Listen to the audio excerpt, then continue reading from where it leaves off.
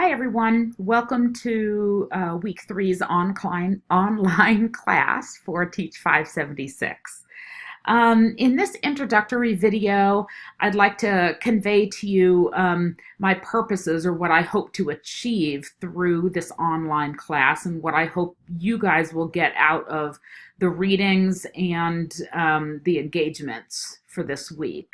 I'm expecting that this video will take about 15 minutes, something along those lines. So the readings this week all focus on curriculum in the American Southwest context, in particular in New Mexico and Texas. And except for the Valenzuela chapter in the Curriculum Studies Reader, which really focuses more broadly on subtractive schooling, but it does focus on a case of a school in Texas. That said, I'm really hoping that you will view the specific context of the readings for this week really as a case for some broader understandings regarding curriculum that I think can be applied across time and across context. And that really has to do with some competing purposes for curriculum. So this may be a little bit oversimplified, and I think we could also come up with some additional purposes for curriculum. However, in general, if we're looking at the broad scope of curriculum studies and the history of curriculum in the United States, we can identify some general competing purposes of curriculum. And these include, as you see on the slide here, social reproduction and social justice. So what I've done here is just included a few bullets to help you understand how these purposes relate to one another. I could have additional bullets here, and you could probably add to this if you wanted to. But in terms of social reproduction, we can think about how one purpose of curriculum is to maintain the social order, right? To reproduce the way society currently exists.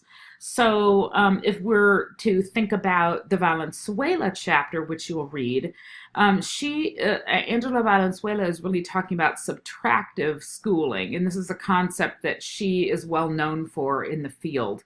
The notion that if our purpose is to reproduce or maintain current social structures, which maintains English language learners and transnational families and communities as having less power than mainstream dominant societies, and subtractive schooling plays into that. This also has to do with the concept of docilization, which was a concept that one of you brought up in week two class as a term in one of the readings that you thought, it was just a term that made you go, and you wanted to think about. So if we think about docilization, that really is related to domestication and taming, right? To make communities more docile and therefore less likely to revolt, right? So the notion of docilization and how curriculum might have that function is an interesting thing to consider. Reification is another term that we'll talk about, and I'm actually going to talk about some terminology in the next few slides. Reification really has to do with making an abstract idea more concrete. And although it does get a little bit more complex than that. So in terms of social reproduction, we can think of reification as a way of making ideas, including social inequities, really more concrete. It can also be used to refer to a way of objectifying a certain group of people. So here's an example. When I was, this is several years ago, I used to coach my son's soccer team. And there aren't many women coaches of boys or men's teams. And I co-coached along, I can't remember if I already told you the story, but in any case, I co-coached along with the dad of my son's friend. And anyway, so we coached together, and he was known as coach, yet I was known as girl coach. These were pretty young kids. They didn't mean it in any negative way, but I was like, how come I can't just be coach, right? So this is an example of how I was reified as and just constructed as female, as that marked category that distinguished me as different. And so I couldn't just be coach. I had to be objectified as female in that context. Um, I see a typo in the next thing here. I'm going to fix that while I'm talking. Master narratives. Another concept that we've talked about is the concept of master narratives. So social reproduction really goes along with that. So if we're going to reproduce the social order, that requires the maintenance of dominant narratives rather than counter narratives. So another whole purpose of curriculum is social justice and equity. And in fact, the title of our of one of our primary texts, like Reclaiming the Multicultural Roots of U.S. Curriculum, recognizes that there really has been and should be a social justice purpose. I guess I should say more should be a social justice purpose to curriculum. Also, the Grinberg and Saavedra article that you're reading for this week really talks about how bilingual education and bilingual education curriculum really originated with this social justice purpose, but has been sort of co-opted by forces, by dominant forces in the interest of social reproduction. So, in any case, that's something to consider. So if we're thinking about social justice as a purpose of curriculum, we're thinking more in terms of additive rather than subtractive schooling. And so you can think as you're doing the reading about what that means rather than subtracting students' cultures and languages. What does it mean to think of schooling as an additive process? Rather than docilization, we can think about curriculum as, within a social justice lens, as promoting communities' self-determination, right? Rather than just assimilation to the norm. And then I was trying to think, as I was prepping this class, I was trying to think about what the opposite of reification was. And the best thing I can come up with is disruption. So if reification is to make something abstract really concrete, to then disrupt that seems to me that it would be the opposite. So in that example of me as girl coach, right, I tried to disrupt that by being very explicit that I wanted to just be known as coach, right, not girl coach. And so that was sort of my counter narrative, as sort of saying, why can't my story just be one of coach rather than girl coach? I think if we're thinking about curriculum theory, we can be thinking about the readings for this week as really, this book as a whole, I think. We can think about these readings as really being drawn out of two curricular families. One is post-colonial studies, the idea of really disrupting and critiquing colonialism and how colonial relations may be reproduced in curriculum. And then we can also think about our authors coming from a perspective of critical race studies. And critical race studies, as well as some subfamilies of these theories, like Latino critical theory, queer theory, I think of these as standpoint theories. And the idea is that race or sexual orientation or ethnicity and language really are, the idea within these theories is that these isms, linguicism, racism, are central to the United States and its institutions. So, in the case of critical race theory, the idea from that lens on curriculum is that race and racial inequity is and always has been central to the institution of schooling, and therefore the design of curriculum. And so, critical race theory, a primary concept within critical race theory is the notion of counter narratives, that the idea is to really disrupt some of what is taken for granted or reified as normal. So those are a couple of broad theories of curriculum that I think we can see at play in the articles for this week. And that you'll be asked to, even if not explicitly, you'll be asked to be considering or thinking about in the engagements as well, some of the activities that both Margaret and I have planned for this week. So what I want to do in the next few slides is really talk about vocabulary, because I've gotten the sense in our first two classes, or in the first 2 weeks of the semester, that sort of unpacking some of these complex terms can be supportive for your reading and for your learning. So these are just a few of the terms that I've identified and that some of you all identified last week as either important ones or potentially confusing ones for the readings for this week. So I'm not going to go over all of these. I've already talked about the word reification or reify. I think that you all know what eugenics is. If you don't, I think that's something that you can look up. You can look in the index of our book by Al Brown and Calderon on settler colonialism. I think that's a really important term. And they talk about settler colonialism at the beginning of chapter 4. And so I think that that's an important thing for you to review. I'm going to talk about illusion, collusion, and delusion moving forward. Docilization, bifurcation are a couple of terms that were brought up by you all in class in week 2. Social reproduction, I think I already talked about that in the previous slide.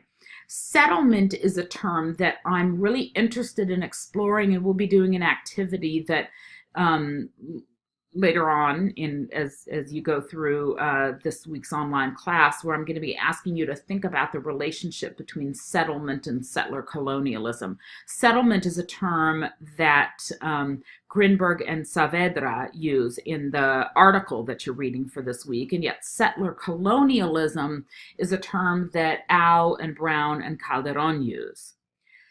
Misrecognition is also a term used by Grinberg and Saavedra. So that's another one that I think would be helpful for us to unpack. Again, I'm not going to just give you a definition of each of these terms, but I will, in the next few slides, try to help us understand some of them. And really, I think the best way to start with this is by starting with the words illusion, collusion, and delusion.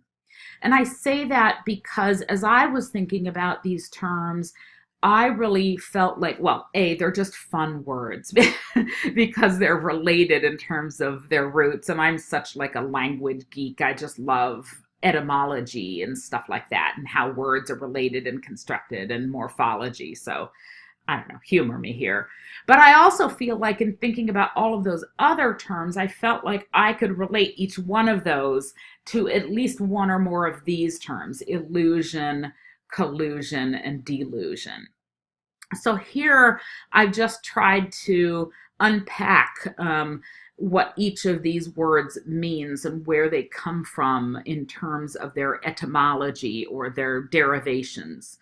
It might be helpful for you to pause this so you don't have to listen to me jabber on here, and you can read each of these definitions, as well as this what I found to be a really helpful distinction between delusion and illusion.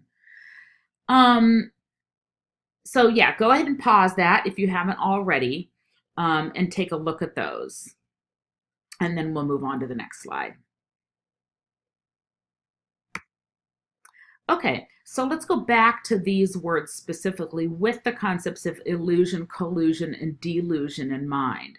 What I've done here on this slide is I've taken these terms and I've actually clustered them into a group of 4 here, a group of 3 here, and a group of 3 here. Now, to be very clear, you could categorize these differently. I did not categorize these, for example, according to the readings in which they occur. I rather tried to categorize them in terms of how closely related some of these concepts are. That said, you could take like the concept of reification and connect it to any one of these terms.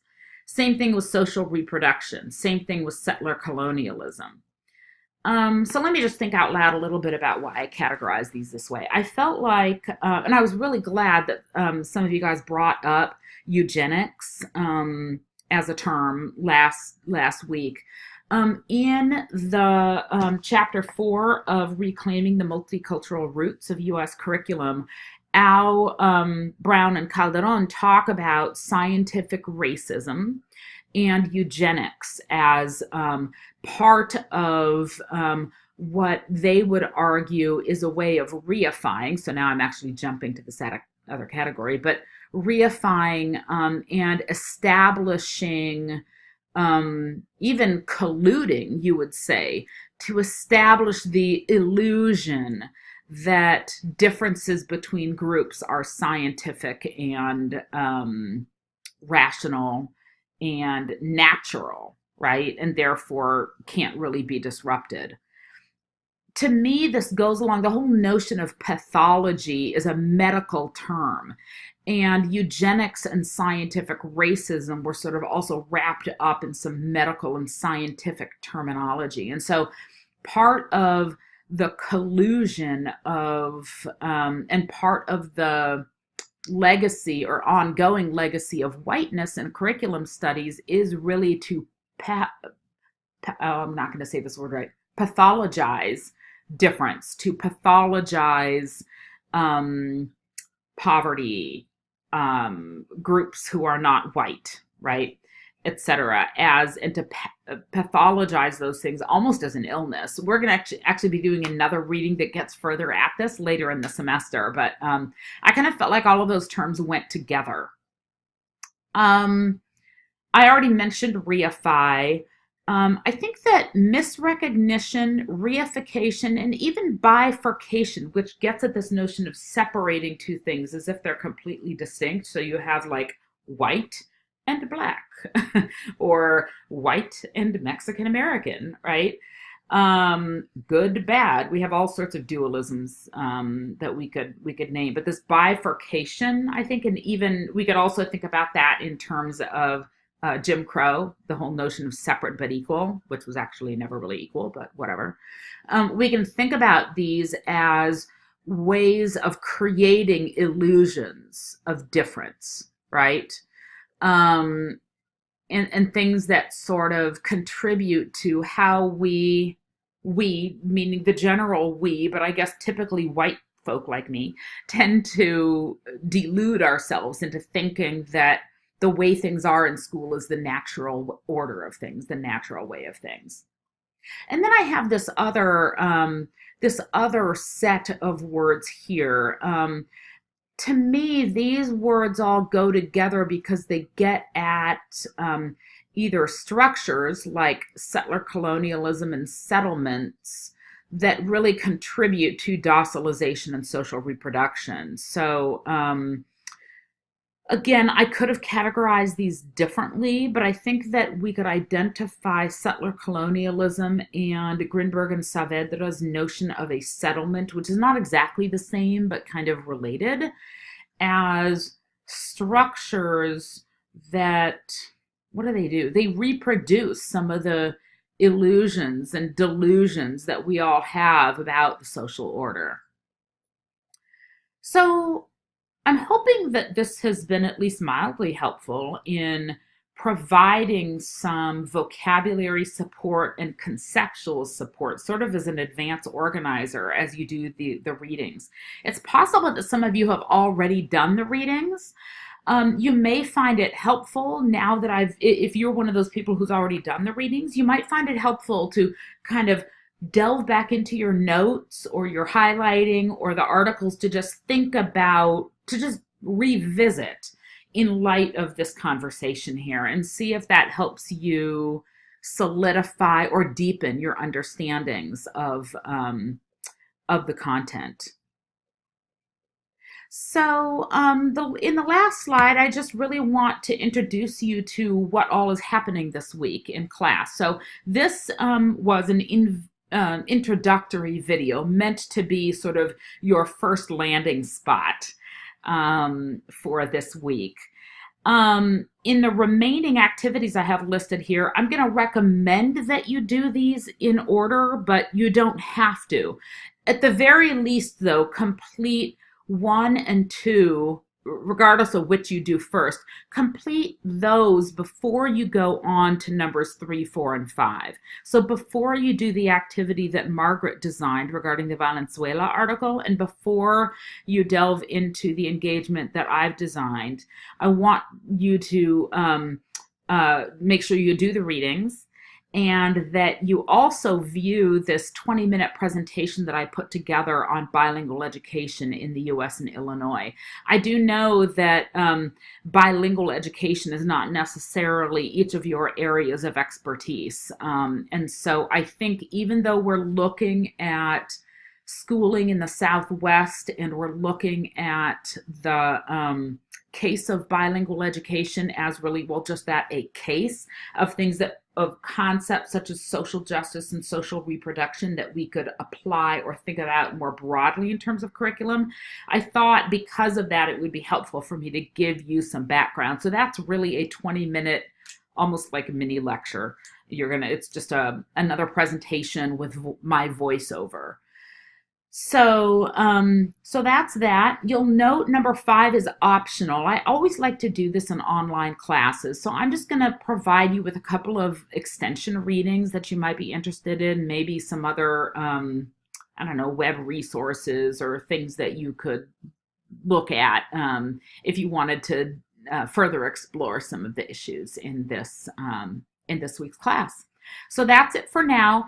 If you have any questions regarding, if you have any trouble accessing any of the activities or engagements or readings, or just questions in general about this week's class, as always, feel free to email me, and I'll try to respond in a timely manner.